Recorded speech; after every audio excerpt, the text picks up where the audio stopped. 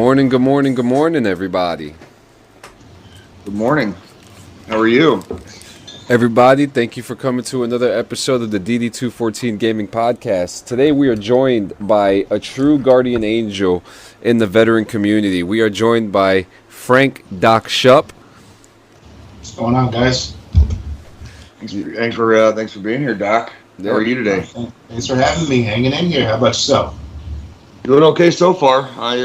John's probably gonna have a laugh. I ended up coming out to Kansas City again, so I'm coming to everybody direct from Kansas City, Missouri again. So, because I can't stay away from here lately. So yeah. There's something about the energy in that place that really sucks you in. I'm telling you, man. I can't wait till I actually move here for good. So it's gonna be a good time. It's gonna be a good time. So yeah. Absolutely. And before we start, Frank, if you'd like to introduce yourself and tell them who you are, man, go right ahead. Too easy. My name's Frank Schupp. Everybody calls me Doc. I'm a former Army medic. When I was active duty, I was 3rd ID. Worked at the Wall Street Army Medical Center. Did some time with the Guard. One deployment overseas to Iraq. Came back home. Since then, I've been working at a hospital. I run therapy groups there. And I work with a nonprofit called the New Jersey Veterans Network, where we go do stuff out in the community. And I have a entertainment group called Nightlife Entertainment, where we also go out and do stuff in the community. So I keep pretty busy. Awesome. Where did you, when you went to Iraq, whereabouts in Iraq did you end up landing on your deployment? Back there, we worked out at Cropper mostly. Okay. How long were you there? A year. You were there. Okay, so that was when deployments were still a year plus, basically. Correct. Okay. Yeah, my first deployment was a year, but it was one of the last. I don't want to say our unit was the last unit because we weren't, but it was in that that little time frame where year-long deployments were coming to an end, basically. So we were among the last ones that did a year-long deployment. After that, it was all 9 months, basically. So. Oh wow, that must have been nice. I would have loved to have done 9 months. Jesus Christ. You'd be surprised. 9 months goes quick enough, I guess, but it also goes every bit as slow as the year-long and the 15 I can imagine. I'm not taking away from that. Most definitely. I just three less months would have been really nice. Absolutely. Oh, absolutely. 100%. I mean, you know, you're going back 100%, within this time frame, and that helps out tremendously. I can't imagine the early days of Iraq and even Afghanistan to an extent where it's you're going to be gone for 15 months. You know what I mean? And there's no guarantee you guys are coming off the patch chart. You guys might just be there longer. You know what I mean? And that's kind of how it was back then. They didn't really have a tried and true system for replacing units, so yeah. It took them quite a while to get that whole deployment thing streamlined, and then yeah. That's very interesting, because I believe while I was in that whole chain, that whole deployment time lapse changed as well. Did you guys have a good week this week? What were you guys up to? Go ahead, Doc. Well, this week was actually pretty busy, man. Between everything going on in Afghanistan and between the hurricane that we got hit with, it's been pretty busy. There's been a lot of vets having a hard time, getting triggered, understandably, and getting a lot of calls. So this was a pretty busy week for me. Is that kind of a normal week for you? Are you do you kind of help run a hotline, or when they call in, is that you they talk to kind of thing? Or what we have is some of the best outreach in the state. So traditionally, we have a lot of veterans who will reach out to us and call us if things are going on. And then what we do is we refer them to different organizations in our network that we work with. So let's say we have a veteran who's in need of counseling. What I'll do is I'll talk to my people over at the vet center, refer them over there, make sure they're taken care of. Let's say we have a guy who has the lights about to shut off. We'll refer them to an organization who takes care of that, like Pacos. So it's we just kind of team up with different people. So when stuff is going on and people are freaking out, we're one of the first people. Yeah. They basically got somebody to call that can get them in touch with the people they need to get in touch to, basically. Yep. And we do some peer mentoring as well. So. Well, it's kind of funny you mentioned that because I just had my first, I guess, official experience with the VA, and I can't really drop my paperwork yet because of the timeline of when my ETS actually is. But by calling them and talking to them, I realized like how kind of finagled the system is. You know what I mean? Because the gentleman I talked to was very, very helpful. Don't get me wrong. Like the gentleman I talked to was very, very helpful, but it was like, well, you kind of missed the timeline for this, so you got to wait till you're officially ETS. And I'm like, okay, that's not a big deal. He's like, but then when you do call, you need to call or bring us in person like this giant packet of paper, like of all this stuff from your service. And I'm like, okay, that's not too hard either, no big deal. But then he's like, and then from there, like we kind of really don't know after that. Like that's what we help you out, we help you set your stuff up, and then you just turn it into the VA. And you wait to see if you get a rating. And I'm like, oh, but it doesn't sound right. Like, shouldn't that system be a little bit more streamlined, like, as soon as you get out, like, all this stuff, and, yeah. It was an interesting conversation, basically, where it's like, I can see the 14 layers of red tape I'm going to have to jump through Well, just the to thing is, make I a mean, claim. the thing is, you gotta also understand from their side of side of the tracks. It's like, man, there's things that they have to cross their T's and dot their I's with as well. Absolutely, 100%. And like even me working at the hospital, I do. Sometimes some of my patients don't understand why we have some of the rules that we do, and Right. literally, it's like one of the things I have to go over every week as patients come in to say, look, man, these things might not seem like they make sense, but these rules are here for so and so reason. So I know it can be Absolutely. frustrating. I'm sorry that's happening, man. Oh, I mean, trust me, it's not. I wouldn't even call that a frustration. And it's more like that's like when you're exiting active duty and you're kind of transitioning back into the civilian type lifestyle, and the VA is basically like the civilian liaison for the military. So it's like going from one giant bureaucracy into another. You know what I mean? So it's like, and I don't blame the VA for having their rules any more than we get upset at the Army sometimes for all the rules that we have, right? Like I don't blame the VA for that any more than I would blame the Army for having all their rules. It's more just it's going to be my turn to deal with it here in about a month. So, John, what did you do this week? John, are you there? John, we lost. Sorry about that. I always do that. Did you mute your microphone? Yeah. It was just like any other week. Working over at the Big Red. Like any other day. And yesterday we had some family over, and it was a big update in the house. We got a T-ball set. All right. Cool, and my son was hitting dingers out over the field out there. So we got a big open field because we don't have neighbors over in the left side of us. So he was throwing them out there like he was Derek Jeter 2.0. So did you guys got hit with a hurricane too, right? Yes, we did. So here's the curious part to me, and this is just me being me, I guess probably, but. Hurricanes didn't used to be able to make it from the Gulf Coast over land all the way up to the eastern seaboard, but now they are, and it's like you can call it a tropical depression by the time it gets to like Jersey and like New York and like Maine or whatever. But the reality is the storm system itself did not die off between the Gulf Coast and the eastern seaboard, which is like that's scary. Like that storm literally just went from the Gulf Coast all the way up the eastern seaboard, all the way to the eastern seaboard, without stopping. And it dumped record amounts of rain on you guys, and that's like, this might be kind of a new normal now. This might actually be a new normal, and that's like it's a little. That's for me as somebody who's never dealt with a hurricane, especially like I cannot imagine 8 or 9 inches of water within 3 hours. That's like an unheard of. It's an unheard of concept to me.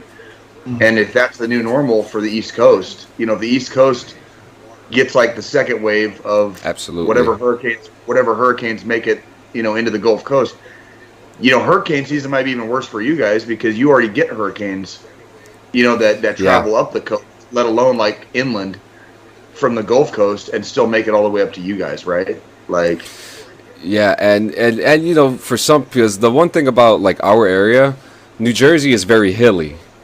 So you know, depending on what hill you are in New Jersey, you're not going to Right. catch any floods at all in your house. You probably may not even you may catch a leak in your house. You may have, you know, some trees down, some power lines Sure. down.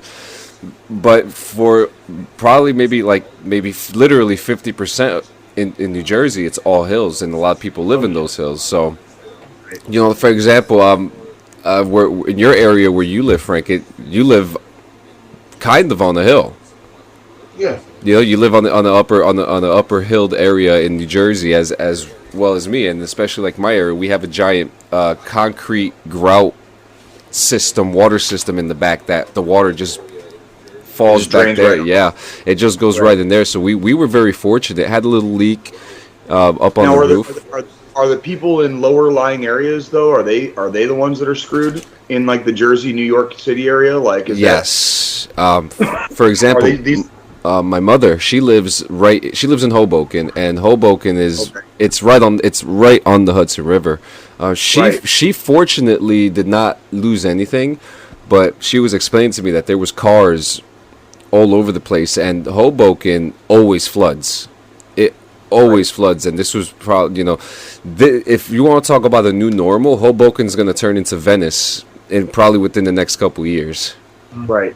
Right. Well, and it always, I don't want to say fascinates me. Fascinates is probably the wrong word for it, but this is not necessarily something that has never happened in history before. Yeah. When you know, when rivers flood, or if the tide comes in too much or whatever, and places that people have built their cities and their towns, sometimes they become in the way. You know what I mean? Like, and there's really nothing you can do about that. But it does make me wonder, though, especially with how condensed the eastern seaboard is with the population. I mean, you guys basically, you live in a megalopolis. You know what I mean? Like, you go from Boston, Massachusetts, way up north, and you travel down. You know, the city doesn't stop until, Bless you. outside of Washington D.C. I mean, it's nothing but city from Boston all the way down to D.C. It's just basically Yeah. one giant city that started off as a lot of different cities. You know what I mean? And it makes me wonder, for a lot of the people that live and work and commute in those areas, like, is the infrastructure going to hold? Like, are we going to need to start building some new roads in the next 10 years to offset flooding? If they're too close to the ocean, I don't know. But you guys live there. I don't, so I don't Yeah. really know. When it floods out here in the Midwest, you got to be kind of close to the river, or you have to be in a low-lying area where if a levee is breached, that low-lying area will be flooded. But if you're Yeah. away from a river, or if you're up on a hill, you really don't have to worry about it because the water just runs off. You know what I mean? It can rain all day and all night, and it might be, your ground might be saturated, but you're not going to be flooded. Yeah. You know what I mean? Absolutely. Whereas where you guys are, everything is kind of packed in concrete. It's been there for 100 years already. If not way more than that. And your infrastructure isn't necessarily, from my understanding, wasn't really built to withstand multiple massive storms like that, possibly a year. So I don't know, like that it worries me for you guys more than anything. It's going to that you get have to deal with it. it's going to get interesting within the next 200 years. Oh, for sure. Yeah. For sure. So how was your week, Jay? Week was okay. I obviously, like I was the joke earlier, I came out to Kansas City again. What started off was me dropping my kids off to spend the weekend with their mom in Denver, and I was going to fly out of Denver to fly here on Thursday. There was a fairly major snafu that happened with the plane ticket, and I'll joke about it on here, but I ended up having to drive basically. So I ended up meeting. Nikki came out. My girlfriend met me in a place called Hays, Kansas. So like I drove 2 hours to Denver, dropped my kids off, and then I drove about 5 hours after that. Sorry, but that was Cody. That was the dog. And then I ended up driving about 5 hours to Hays, Kansas. My girlfriend met me in Hays, and we spent the night together there. And then we ended up just hanging out there. And then the next day, we got up and we were kind of lethargic, and we got on the road. And we didn't make it like 60 miles. There's another town in Kansas called Salina on I-70. and we just stopped in Salina for lunch, and we ended up getting a hotel in Salina and just hanging out in Salina on Friday night.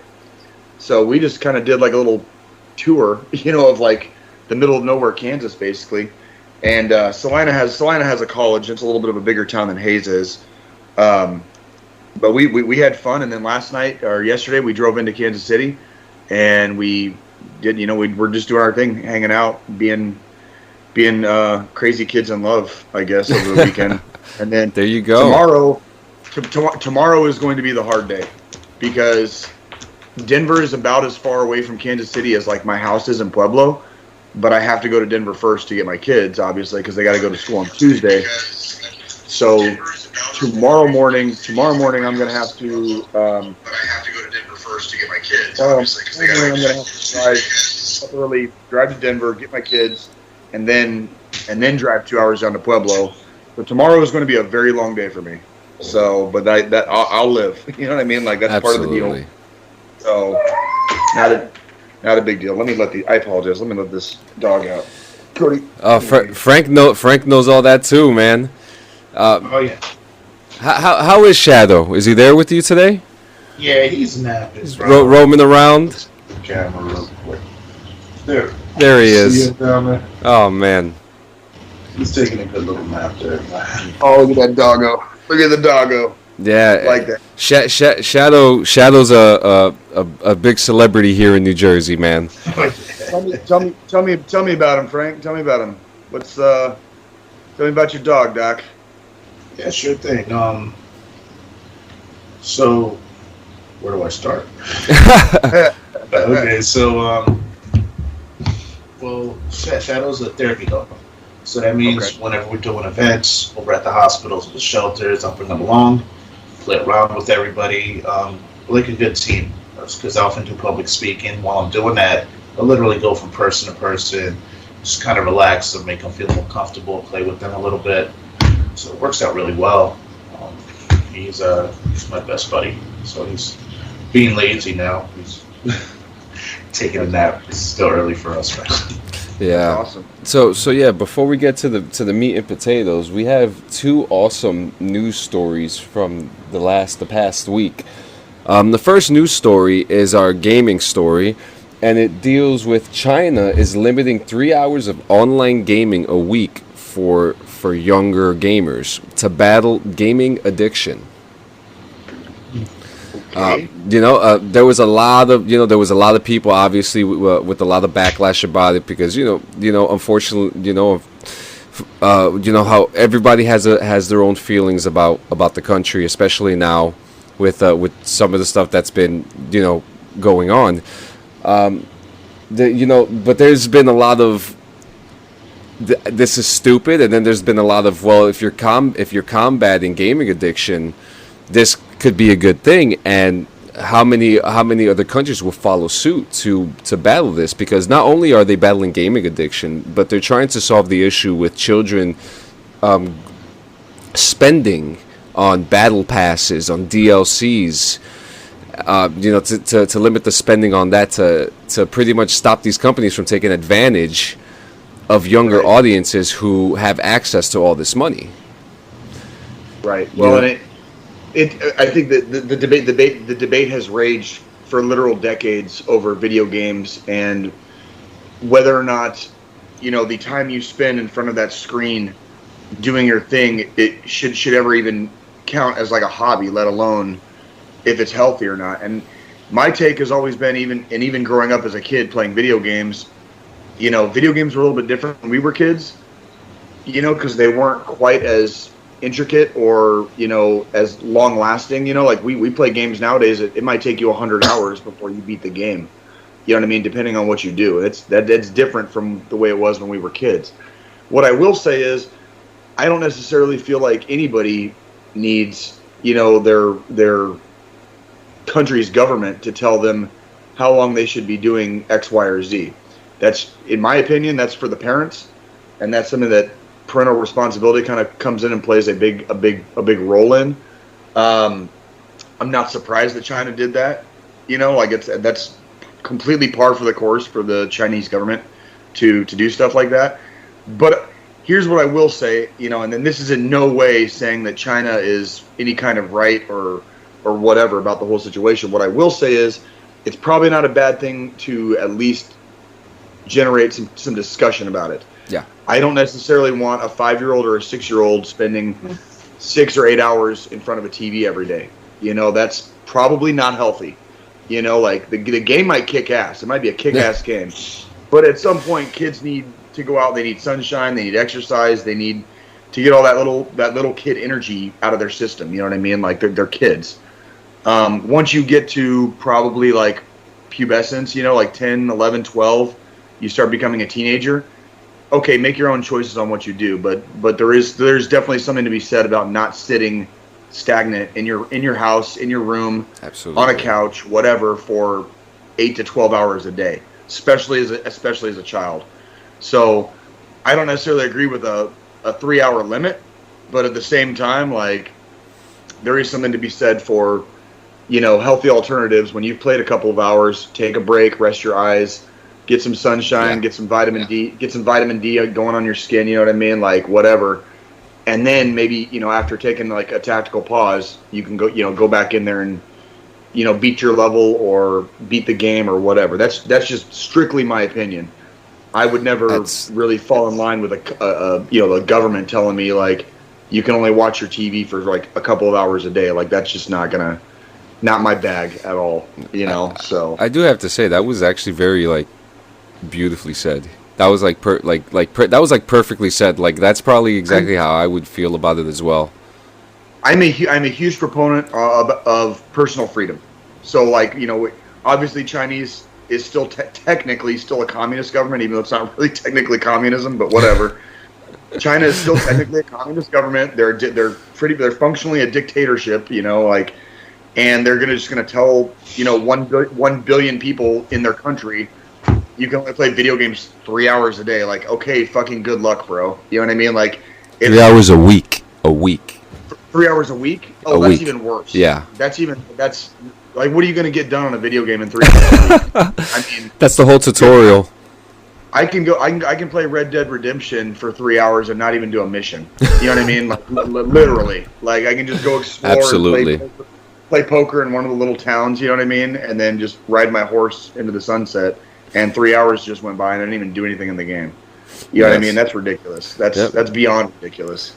Frank, Frank, any thoughts on that?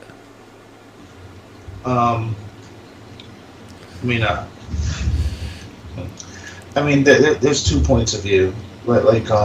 John, I think John said it very well. From a moral side, yeah, man, I don't think anybody should be told how long they should be able to do something, especially recreational.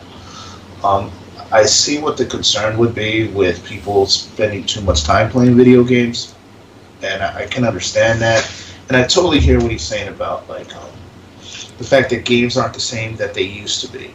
But for example, Johnny, you know that I'll do like recreational stuff, absolutely, for events and for people where we'll bring video games. And we traditionally use, as a matter of fact, we discussed it that day, John. Yeah. So we'll use like older video games because the time span is a lot shorter. You can play a lot quicker, and you don't have to be as into it for as long. So I mean, maybe some of these older government guys are thinking of those older games, where you could like, hey, jump in and play for a couple of hours and be done. But I don't think that has a lot to do with gaming now. But yeah, I don't think anybody needs to be told what to do with their spare time. If you can do something responsibly and be okay, I don't think there needs to be laws around that. So. Very well said. Good morning, Francesca. Good morning, Stephen Lynch from the UK. I just want to. So someone just said more Doc Schupp. They're saying more Doc Schupp. I don't want to offend anybody. I don't understand the language that's printed there, so I can't say the name. But we see you, and more Doc Schupp. More Doc Schupp.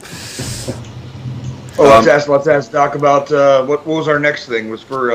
So this I would love to hear what you think about this, Frank, because you work with veterans every single day of your life. It's part of your life.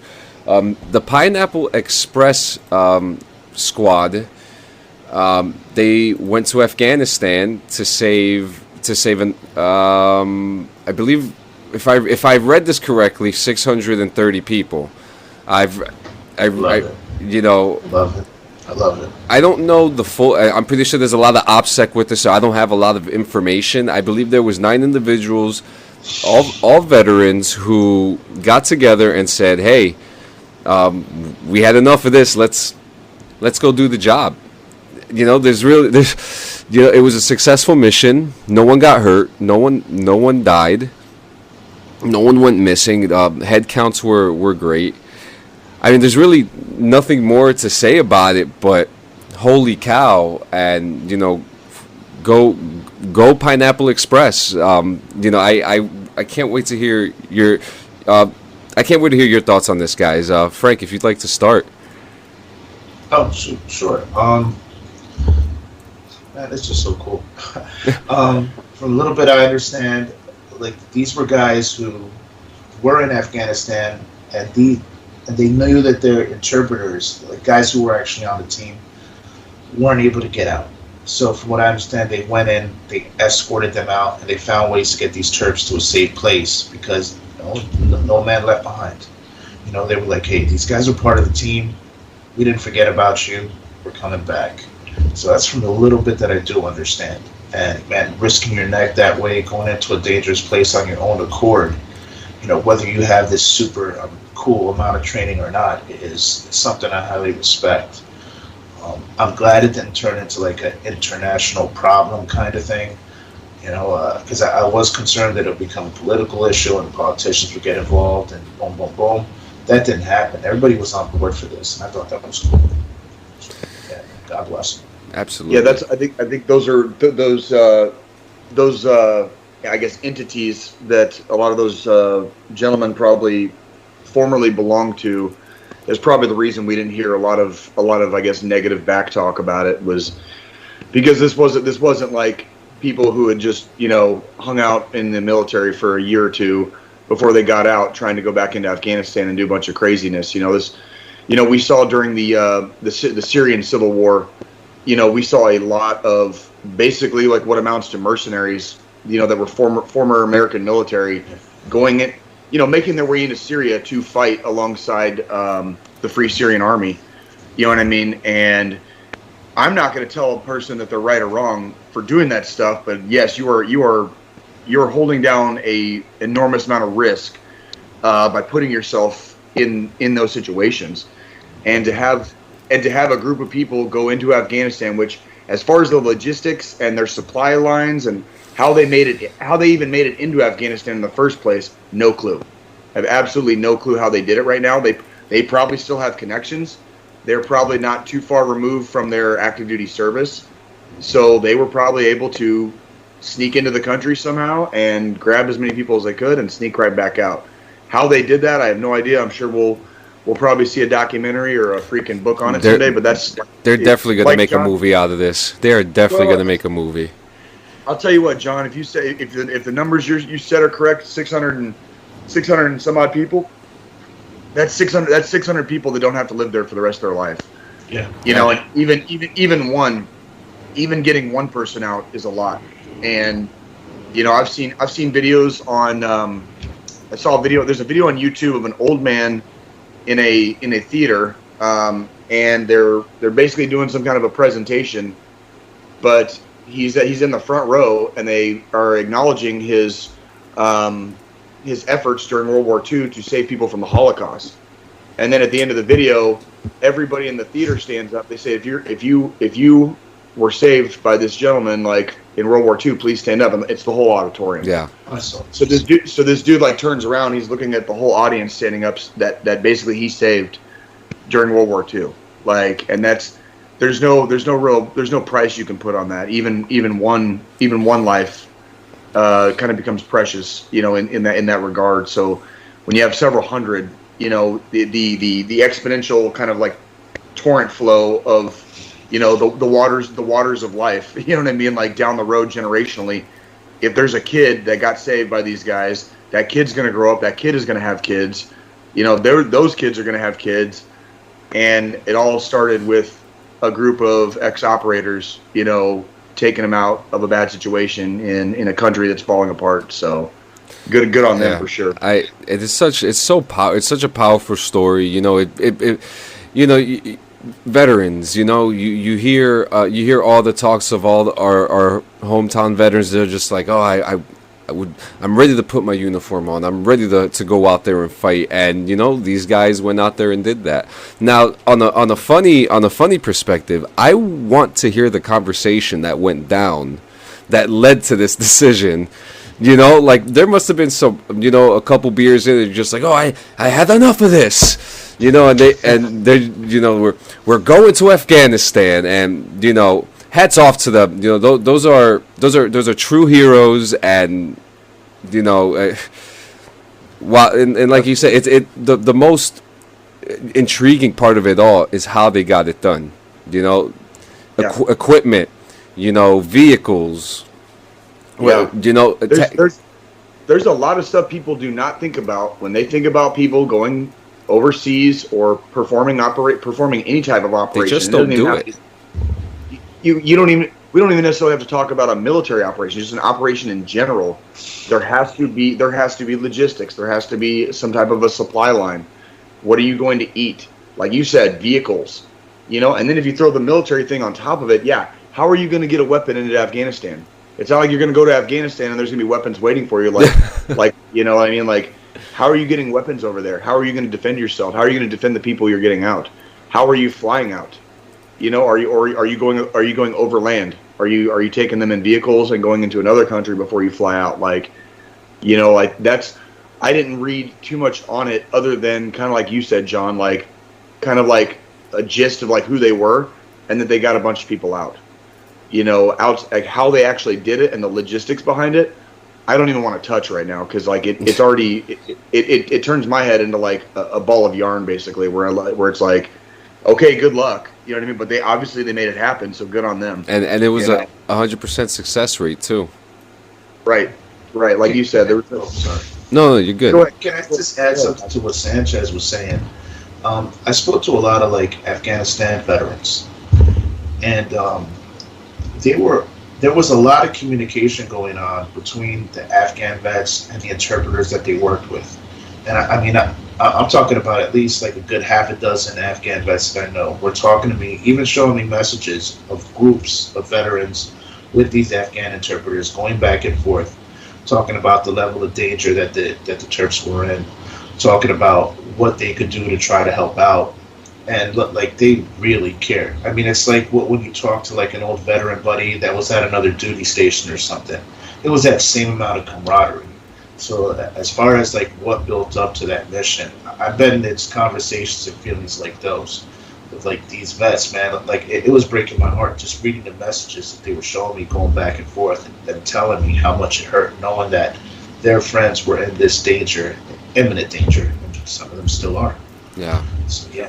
Absolutely, it's pretty deep. And what's unfortunate is that the danger will never end. The danger will always be there. It may timid down, it may get a little intense, but it'll never go away.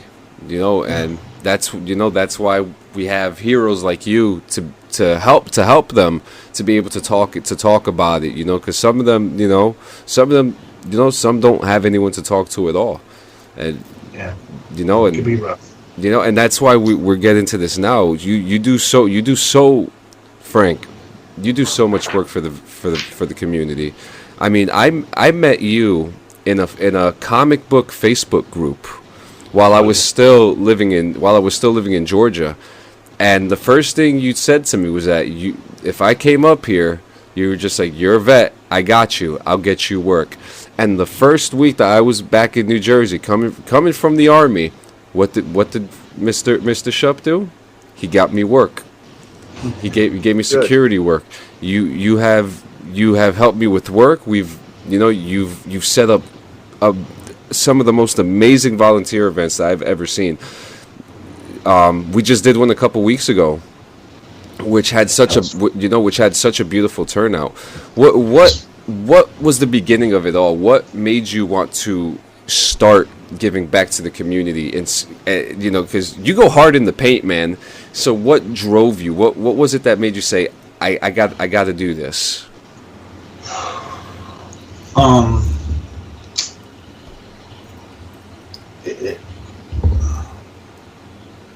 at a loss for words. That doesn't happen often.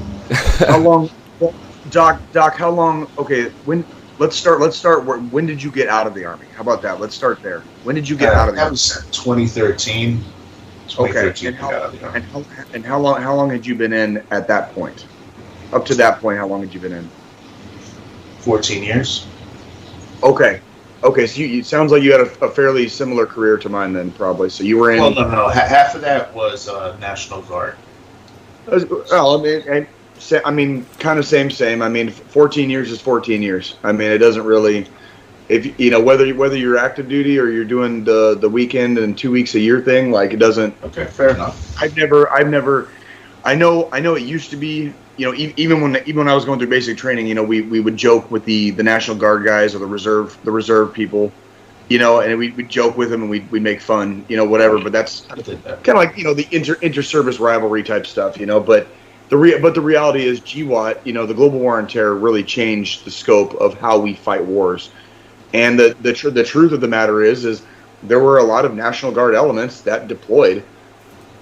As national, look, not to say that National Guard is bad. I just meant it as in I wasn't full time. There were plenty of very squared away National Guardsmen. We're constantly working with National Guardsmen now, and I see them pushing forward. I see a lot of these guys trying to get work in the community and help us out. There's plenty of times where we have at least a half a dozen National Guardsmen show up just to help out with these events for veterans, and I do see National Guard leadership really trying to do stuff with their veterans. They'll reach out to us, they'll work with us on stuff, some of the resources that we have. So yeah, man, most definitely. As a matter of fact, if it weren't for this hurricane, we would have done an event for a National Guard unit that was on AT last week. So yeah, most definitely. If it came off like I was putting down the Guard, I love the National Guard. No, not at all. Not at all. If you're a National Guardsman and you're listening to this, please don't send me a mean email. Send me a letter to my house. Or I have a pit bull. He's very dangerous. Shadow. See, he's very dangerous. So he's got hops. He jumps high. He does jump high. He does high fives. Frank, what was kind of like was there a catalyst that kind of like once you got out, you were kind of like, I still want to be involved, or I still want to help out with other veterans, or whatever? Like, was there a catalyst for you that kind of kicked it all off after you got out, or like what? After I got out, I actually went through a very difficult time. It was shortly after a deployment, and I was trying to figure out what I wanted to do and how I was going to do things. I went through quite a few episodes of depression. A lot of ups and downs. Lost my job a few times. I didn't know where I was going to stay. And there was some really difficult years there. It was right after I got out. So what I started to do was I built a business. And when I built a business, what I wanted to do was work in the nightclub industry. And one of the key things that we did was security. And we were able to gain quite a few nightclubs that we would work with, then different events, and then I wound up working my way up to doing different things like being an MC and controlling shows, hosting shows, music shows, live showcases, stuff like that. And again, our team was mostly veterans. And as things moved along, I went back to college, got my bachelor's degree, and while I was there, I started doing work with their Veteran Service Office. So I was actually working in the Veteran Service Office, actively working with veterans. And I started trying to key in on different stuff where I noticed that there were all these great programs, but nobody knew what they were. You know, like, for example, there's everything from free guitars to utility assistance, rental assistance, assistance with feeding your animals, free dogs. There's actually a group that gives away free dogs. Service animals, transportation assistance, job assistance, all these things that could help veterans out that they didn't know about. So I started to really try to showcase and promote these different resources that veterans didn't know about. So I guess that would be what started things off, was the fact that we were veterans who worked in the nightclub industry, and we knew how to promote things. So these organizations that are good at what they do, like you might be the best friggin' horse therapy ranch in the whole world. That doesn't mean you're good at promoting your horse ranch. So what I wanted to do was start to promote these things. What set me into, I guess, overdrive is, Will Sanchez mentioned a security team. It was mostly veterans, and we lost one of our team to suicide. Okay. And that's why it's difficult to talk about, because I loved him like a brother. Sanchez could tell you, I love all the guys on my team like family. I treat them like family. We lost one of our guys, and when I spoke to family members, they said it was because he needed assistance and resources, and he couldn't get them, and he was hitting that wall for a long time. And the fact that someone that close, and I don't know if that's even true, but the fact that someone that close may have lost him because he was unable to find resources, that really got to me. So we started trying to push it out more. We started doing more events. Eventually, I worked my way up to working with someone named Michael Bull, who is actually the president of the New Jersey Veterans Network. He's actually watching right now. He just came into the chat. I just saw his name pop up the moment you said his name. But I dislike him. Probably the worst person in the entire world. If you're watching this, Michael, I'm talking about you. I dislike you so much. No. But as I was saying, Michael is a Marine. He's a tough guy. He could take me talking some trash. He knows I love him like a brother. But as I was doing that stuff with Kane, Michael invited me to start working with the New Jersey Veterans Network, and we clicked very well. So there were a lot of things that he knows about, like, say, things that are political, and doing events on these large state scales, and networking that I wasn't as good at, that he would teach me about. And then there was stuff as far as promoting and being more grassroots that I was more used to.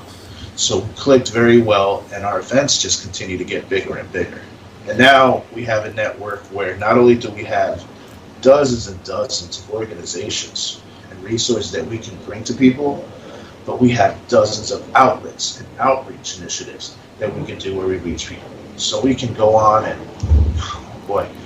we probably work with a few different hospitals, a few different shelters, maybe about a dozen altogether. Hospitals, shelters, even the senior homes we did a few times. And we have a large list that comes from different charities of veterans and referrals. So when stuff is going on, we can actually reach dozens, sometimes hundreds of veterans if we are doing an event or something that benefits veterans. And we have a lot of backing.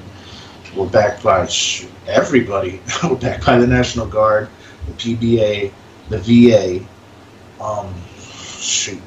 VFW, the Legion, all the major organizations back us, and we work with them. So we're grassroots, but at the same time, we have the resources from the larger organizations. So. Okay, awesome. That's fantastic. Good.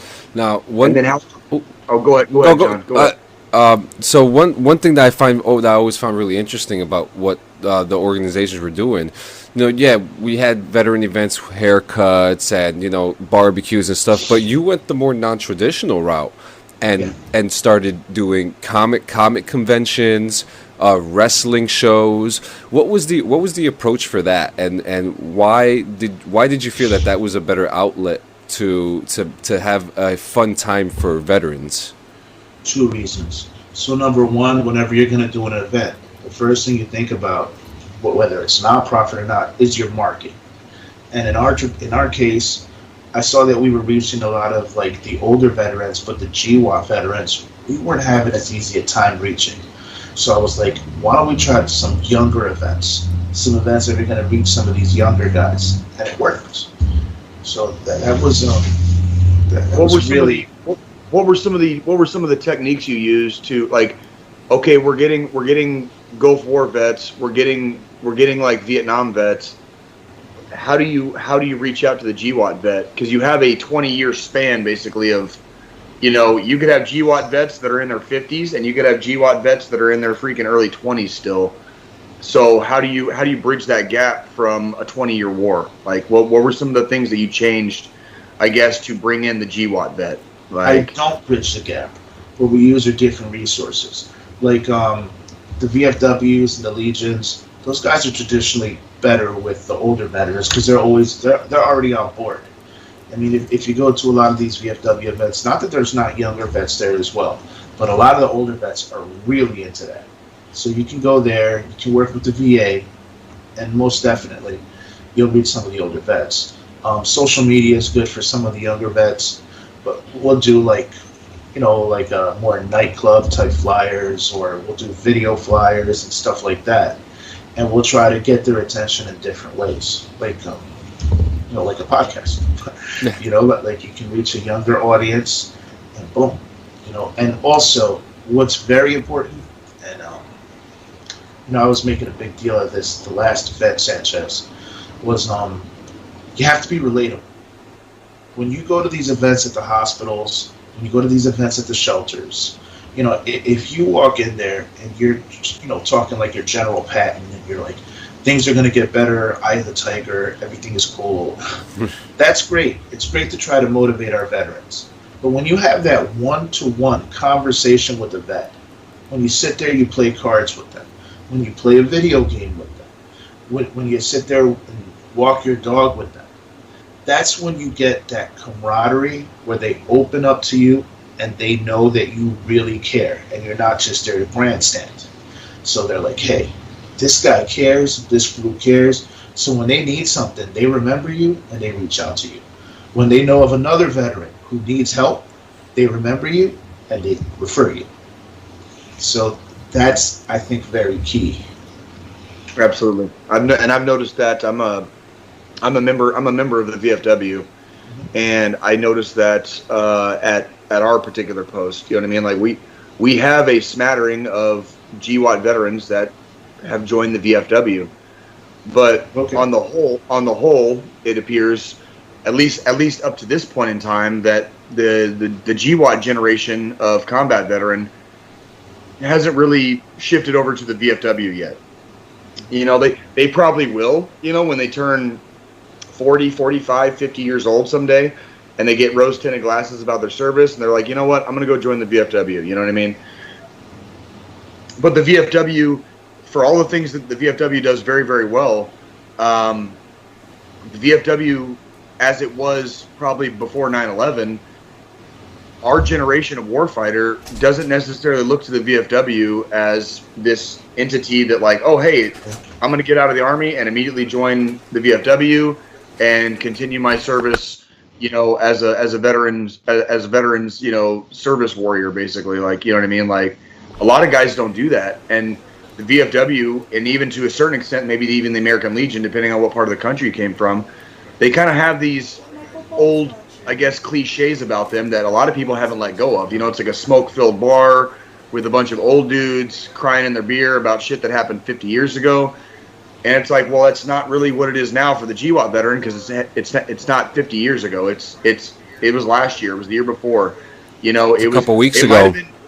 It might have been, and for some, it might have been 10 or 15 years ago. There's guys that, and it works though. It works for that generation of veterans. Right. And it's a good thing. It is most definitely a good thing, because that generation of veterans, they need a home too.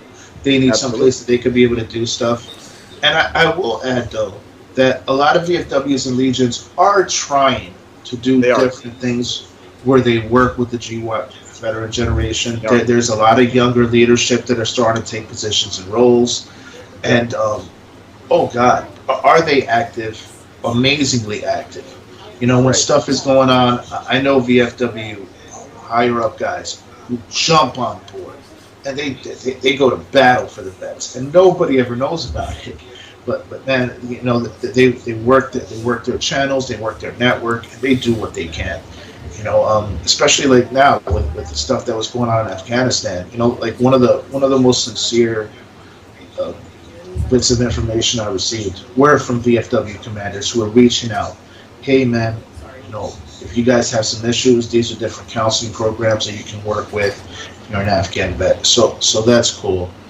And some of these programs that the VFWs and Legions work are simply amazing. Sanchez, I think you worked with us once with a VFW over in Milltown. And what these guys do is they do book bag drives. And I'm talking about book bags by the hundreds. Yeah. Right. And they fill the book bags with school supplies and give them out to veterans' children throughout the state. Was that with Backpacks for Life? Yes, Backpacks for Life worked with us on one of those. Yeah. And then they do toy drives where they get toys for veterans' children throughout the state. And I'm talking about for like hundreds of kids.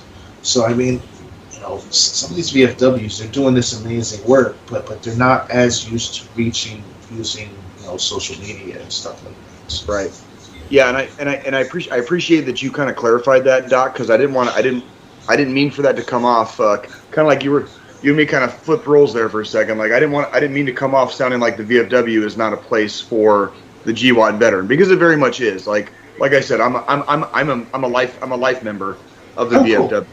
Cool. So like I didn't want to make it sound like the VFW is not the place for our generation of veterans. It very much is.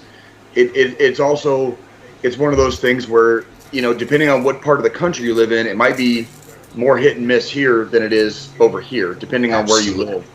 Not even what part of the country, but chapter for chapter.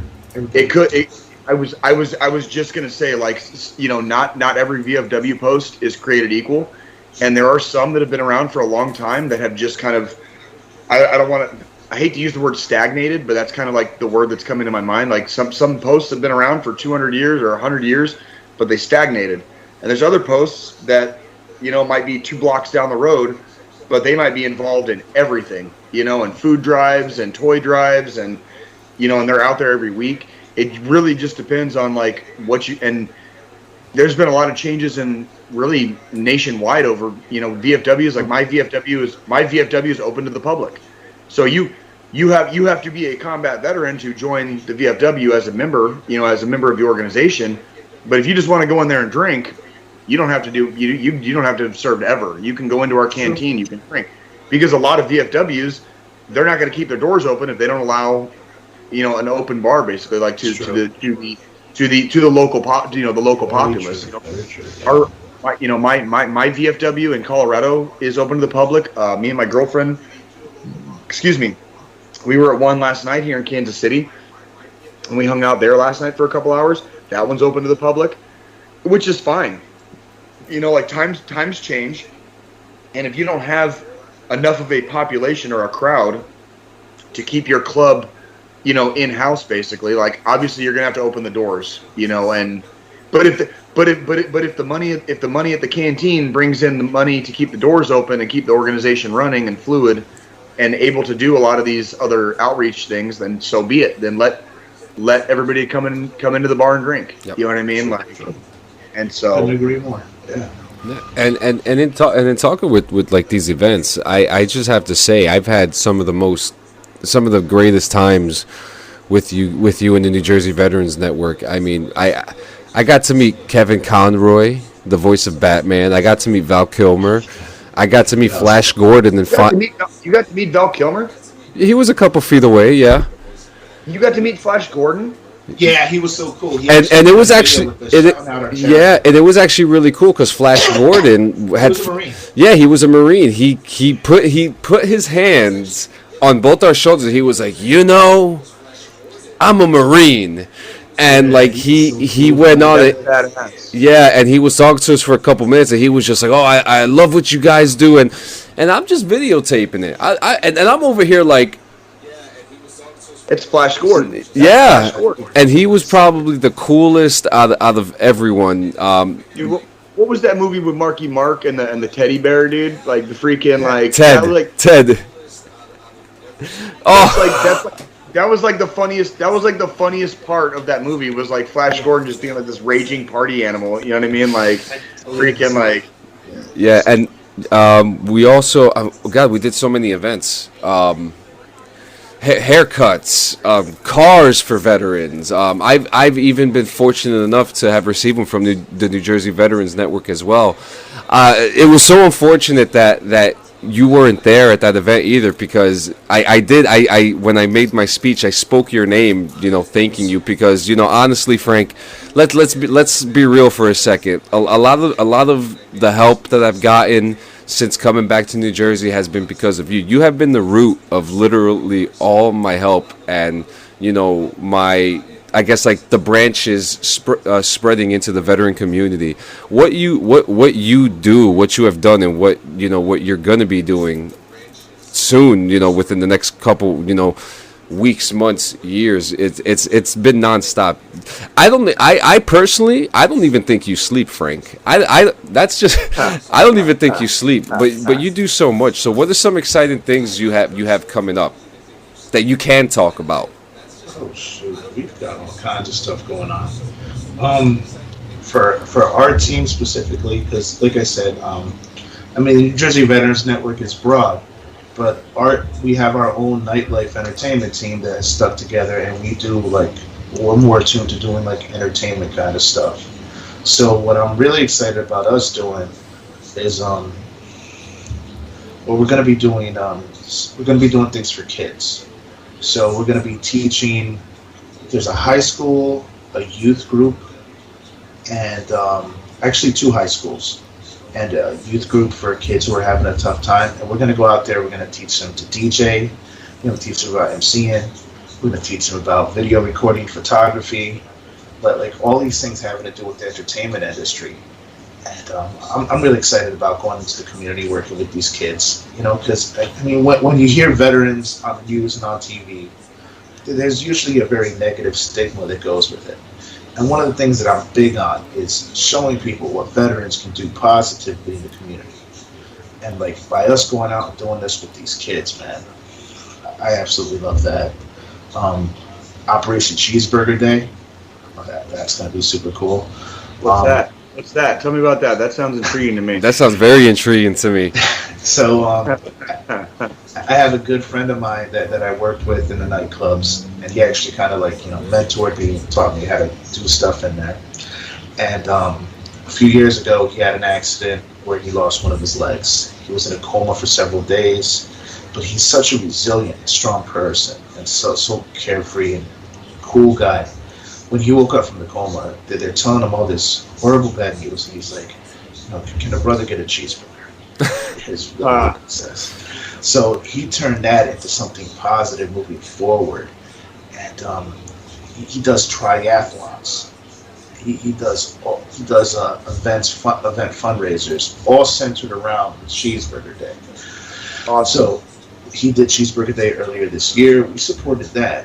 But in addition, what we're going to do is we're working with a few different nonprofit organizations, and what we're going to do is we're going to bring cheeseburgers directly to veterans at veteran hospitals, veteran shelters, and directly to veteran homes as part of Operation Cheeseburger Day. So I'm really excited about working with Billy Davis. That's who this all came from. That's really cool. And, yeah, we're going to bring some hot meals, some resources if need be. We teamed up with a lot of great people for this. Strangers Helping Strangers. Those guys give away hundreds of thousands of pounds of food every year. Some of the local restaurants, and the Vet Center is actually going to work with us on that as well. It's very exciting. I mean, it's really amazing. It's really amazing to me sometimes just the comfort that can come from a good meal. Oh my God. Even if the meal is just a cheeseburger, right? Like it's comfort food, and it's one of those things where I I'm not going to go into detail, obviously, but I had a buddy one time several years ago who was in a pinch, and he had to spend a couple nights in the Clank, and I was the only one kind of in the area, so when I got the call that he was going to get released, I went from my house, I went straight to Jack in the Box. I went down to the county courthouse, and I seen him sitting on his phone like outside the courthouse. I just held up a bag of Jack in the Box. And I was like, dude, I'm here, bro. I mean, I don't know how many people out there have had the experience, but if you ever have to spend the night in the clank, you know what I mean? Like when you come out, you're cold, you're hungry, you just want something normal, because spending a night or two in jail is not fun. And regardless of why you were in there in the first place, that's irrelevant. You're tired, you're cold, you're hungry, and the first thing you want is just something that will satiate you for a couple minutes and let you take that stress off of being surrounded by like that negativity basically. And like that's I haven't had very many of those experiences in my life, but I remember when I did have that experience, I remember walking out of a county sheriff's office at like 4 a.m. in the middle of December, and it was terrifyingly cold outside. I was not dressed for it, and I literally I walked outside and I had to walk right back in their main lobby because it was too cold outside, and I had no one. I was in the middle of nowhere. I had no one. There was no one to call. And I had to basically wait till the sun came up and just sit in that lobby until the sun came up before I could do anything, because I was in the middle of nowhere. There was nobody there for me, Just knowing somebody cares can make a big difference, Oh, yeah. 100%. If you show up with that Jack in the Box, and it's not just the food, man, it's like, dude, Johnny cares. Yeah. Got you, man. Yeah. We ain't making no judgments here. It's like I don't care why you were in there. Like, I'm gonna bring you some food, homie. You know what I mean? Like, that's not like what happened is not my business. You and the courts can deal with that later. That's not my business. You're my homie, and you just got out of the clank, dude. Like, I'm bringing you some fucking food, dude. Like, that was cool. Bringing you some food, Like, speaking of cheeseburgers, John. Like, so that night I told you we were in Salina. There is a fucking hamburger shop in Salina, Kansas, this little town. It's got a college there, so it's a town of size, but it's not like a big city, obviously. But there's a hamburger shop that is over 100 years old, and me and my girlfriend stopped there, and they basically make sliders. Like, you guys got White Castle, right? So I would say they're it's a probably staple. Yeah, like the burgers that they made at this place are probably a little bit bigger than your White Castle sliders, but they're basically sliders. Like, you buy them 6 at a time. I love it. And my God, they were delicious. They were all like. And that was actually when me and my girlfriend decided to stay the night. We stopped there specifically to get those burgers. You guys had the itis. Well, apparently that burger shop is kind of a staple in Salina, Kansas. So we originally stopped there just to get lunch. And then while we were there waiting for our food to get made, it was like, you want to just get a hotel for the night?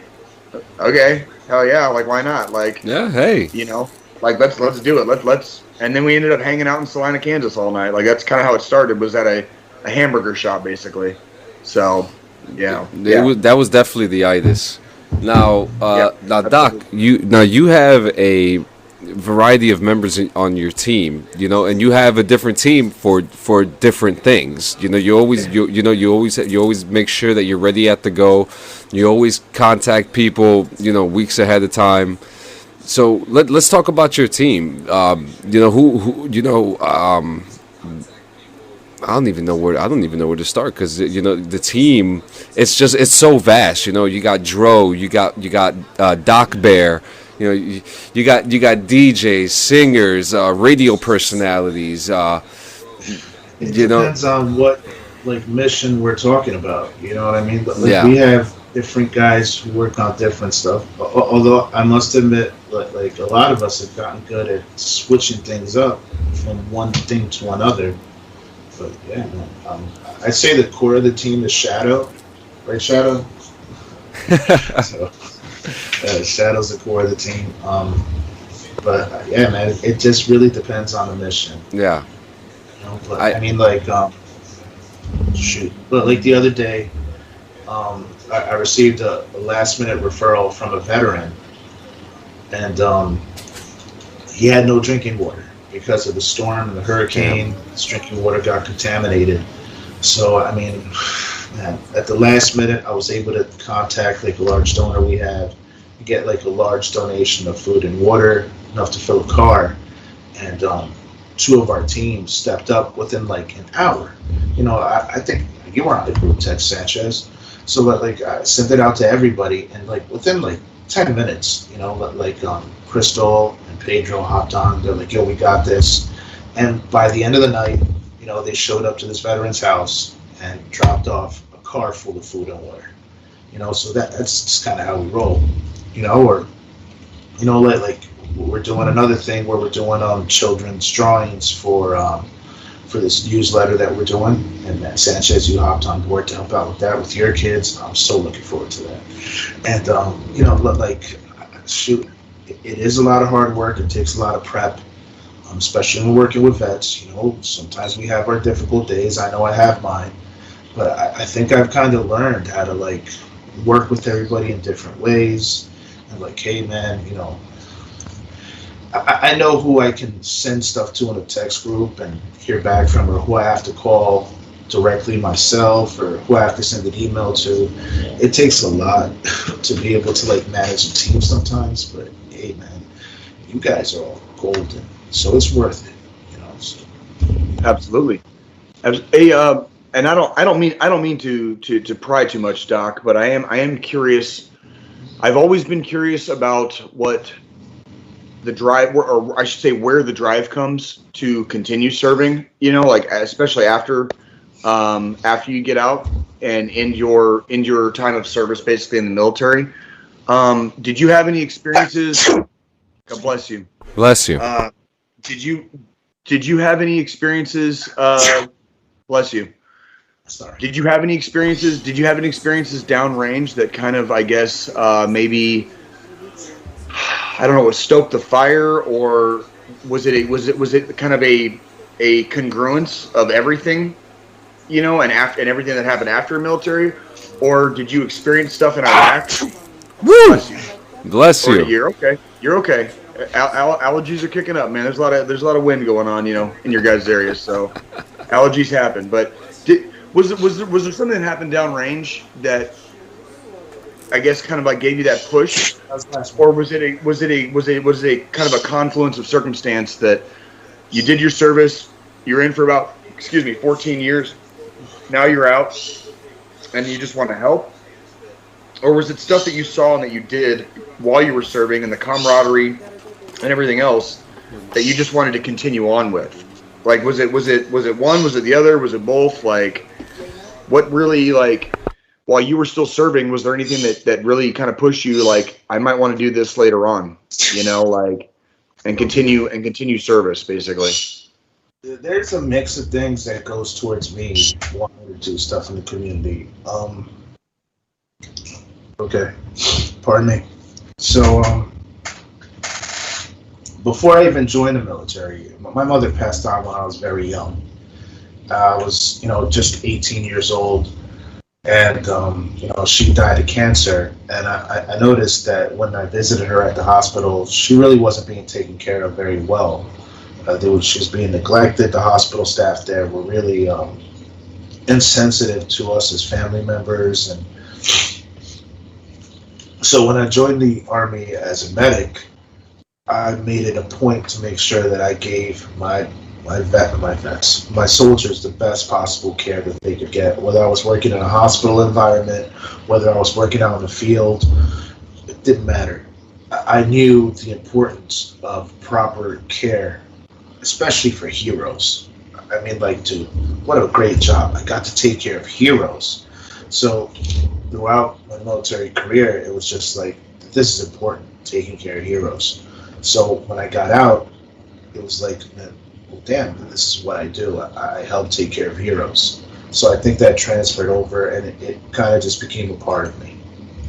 So, and then, again, when I got out, I went through my difficult times.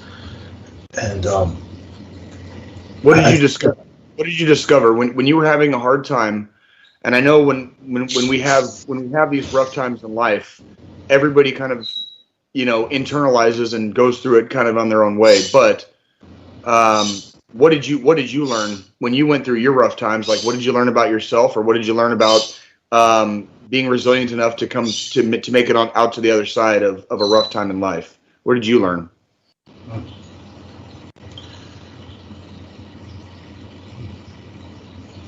Sorry if I put you on the spot. Yeah, you kind of did. I don't know. I guess what I learned from that experience is that things can get better. You know, when you're in that hard time and emotional turmoil, it's hard to see that light at the end of the tunnel and know that it's there. And you know, I had some great people who pushed me and helped me get through to there. But I guess that's what I learned is that even in the darkest times, things can get better if you really want to put that work in. That's what I saw. Okay, I like it. I like it a lot. I like it a lot. Because yeah, the darkness comes. Yeah, but the darkness, yes, you know, you're gonna have your tough days, but sometimes you gotta hang on to the next good day. Right, right. Sometimes you have to remind yourself that it's just not going to be dark forever.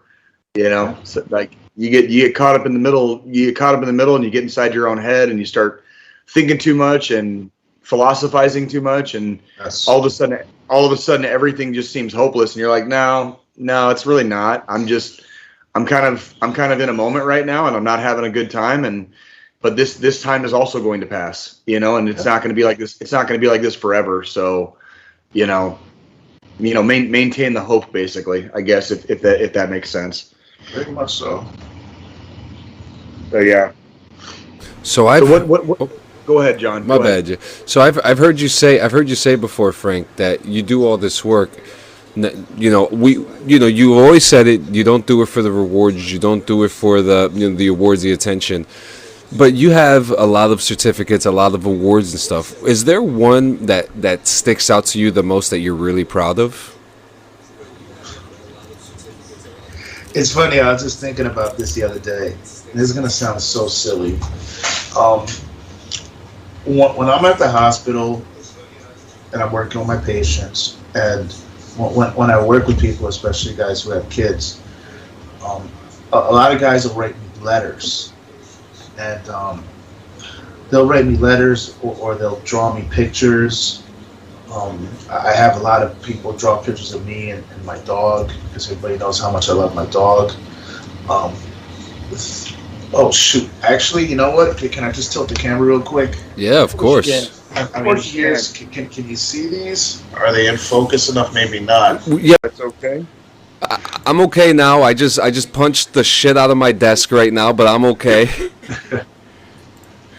Careful on your knuckles, man. You need those things. Oh, it wasn't the Yeah. knuckles; it was the wrists. Oh, okay. Well, be careful on that too. Yeah, ladies and gentlemen, sorry for the technical difficulty, and it happened right at the end of the show too. But to finish off what you were saying, I did finish. I don't even recall. We actually spoke about something else after. I was just, yeah, John. I was just asking him about being a line medic and who he was attached to, basically, and like, because you're gonna, with some of the different branches within the Army, you're gonna get, I guess, different experiences being a line medic. You know what I mean? Depending on depending on who you're with, and it's kind of a running joke. It's kind of a running joke in the infantry that the infantry we love our medics. You know what I mean? And everybody else kind of like kicks them to the side, for the most part, you know what I mean, or at least the appearance is that the medics kind of get shoved to the side in support units versus combat arms units, So like the infantry, we always try to take care of Doc basically as infantrymen because Doc takes care of us, right? So it's kind of the joke. and the same thing, like there's support, medics, cooks, supply. You got to be nice to all of them. Does their part. Yeah, you got to be nice to all of them. If you want that extra toilet paper, if you want that, that extra day on that profile, Right. But yeah, so we're here at the end of our show. Frank, we got to bring you back on. Sure. We got to bring you back on sometime soon. This was so much fun. Guys were so easy to talk to, man. Oh, I'm glad. Yeah, I'm very happy. Wouldn't have it any other way. Wouldn't have it any other way. I'm very happy about that. I can't thank you enough for everything that you've done for me and my family, for the veterans in New Jersey, for some of the referrals that I've sent to you, and everyone else. You know, the New Jersey Veterans Network, the Nightlife Entertainment, everything that you're doing is literally another landmark in your timeline, and we're all seeing it. And I just want to say thank you. I just want to say that you are DD214 certified, my friend. You know what what you do is unmatched, and keep up the good work, man. I don't know how you do it. What because I know you're using more than Duracells at this point, so you're kicking in, and you're killing them with kindness, man. So thank you for everything that you do. It's an honor doing this stuff, man. Do you have a final thought before we get into the final thought? Shoot. No. Hey, man, just keep moving forward, man. That's all I got to say. Sometimes things are difficult. You can push through more stuff than you can realize. Sometimes you don't realize what you can do until you try. Absolutely, exactly right. Man. That is exactly right. And I believe it's my turn this week. It is your turn. Yes, it is. It is your turn. Yep. And ladies and gentlemen, every single week we talk about it, we promote it. We can't fathom enough how important it is to promote the National Suicide Hotline. The number is 1-800-273-8255. 1-800-273-TALK. We promote this for a very strong reason. 1, 22 a day. 2, we need to be there for each other. And 3, most importantly, we're all we got. We go day in and day out, and we all go through, someone goes through something traumatic every single day. Someone is probably getting COVID right now, and it's killing them emotionally, and they're not going to be able to do anything. Maybe they haven't told anybody. Give them a call. Check on your homie. Check on your friend. Maybe you haven't spoken to that one good friend of yours for 6 hours. Give him a call. Make sure he woke up this morning. Absolutely. It's absolutely important, guys. We have to be there for each other. So 22 a day. 1-800-273-8255, ladies and gentlemen.